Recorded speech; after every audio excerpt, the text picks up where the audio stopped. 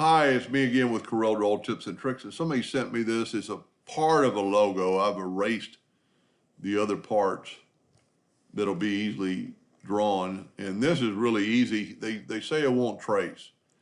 They've got everything done but this part. And I've already done it. I think it's pretty much dead on. The hardest part with this is that this C looking gear is not in the center of the page. So a couple of things we can do to get it a little closer with that selected. First of all, I want to make a duplicate of it and move it out of the way. And then with that selected, I'm going to go to the crop tool. And I'm just going to draw a crop, but then I want to get more of it in the center. Let's zoom in here. Go back to the crop tool. And let's put that to the top of one of those gears. Now, the hardest part is probably that part of the gear is missing on this side. And I don't really know. You could probably do it with a circle. And we're pretty close. I just want to get a little bit closer. That probably needs to go a little bit more out. So I'm going to call that good, and I'm going to crop it. And then I'm going to hit the page. It will be at a tail. I'm going to bring in some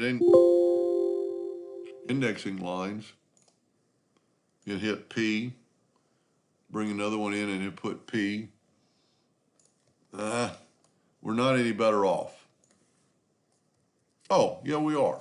So one way you could test it, let's take our parallel dimension tool and measure from like that edge to that edge, and we got 10.4. So let's draw an ellipse and make it with a ratio lock, make it 10.4, and then go ahead and make it black so we can see it against that red and hit P. So we're really close to the center. I need to make it black. We're just a hair off because it's going to make life easier to duplicate it, but we're going to go with that. Now, what I'd also like to do, and I did it for the video, I turned the logo this way, because to me it's a lot easier working this way and kind of seeing that it's even.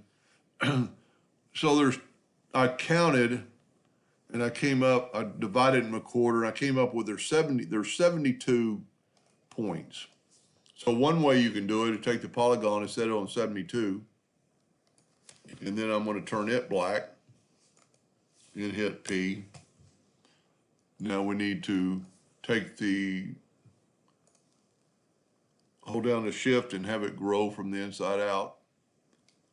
And we're pretty close. And you could, I'm still going to go with making my own in the center. But we need to get these gears kind of about the same. So that maybe it looks a little big. So let me make this just a smaller tab, holding down the shift so it'll make it perfect. And then anywhere on the polygon, that's good. Take your shape tool and put it there. Maybe move that one a little bit, maybe move that one in. See, when you move, and that might be the result that these things are not perfect anyway. I would actually think they probably need to be perfect. And so I'm going to kind of look around. Let's take the shape tool and let's move this over just a hair. Make it more symmetrical evenly. Now we can actually, well, no, we don't. We'll take a 2-point line. And if you see that the logo is stopped on that break, take a 2-point line and go from that node and then go down in the center of the page. This is why it would help to be in the center. I'm going to have to make that black so we can see it. And even before you start, I should have made my deal black. Now let's just take this away, and this is what we've got. and then just use your imagination what you need to take away. We need to take away all this and this. Then, tell you what, we don't need that anymore. So we're pretty much equal. I'm going to Control G and group it together and hit P, move it up a little bit, because I'm going to make the red logo or a box. I should have held down the Control button. And then I'm going to hit P. Now my logo is going to be in the center of the red box. And we'll go ahead and use the Smart Fill tool, turn it to red, and look at that. Now what you can do is actually rotate this guy 270 degrees to look more like the logo. We can take it all and you can see it's not quite centered. And left click, no outline. That's pretty close. I wonder if we take one and make it yellow and then put this one on top of it and just kind of see how close we are. We'll take our nudge factor and set it pretty low, and we need to take the red one.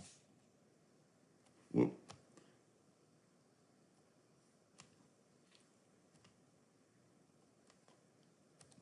And I think we're dead on.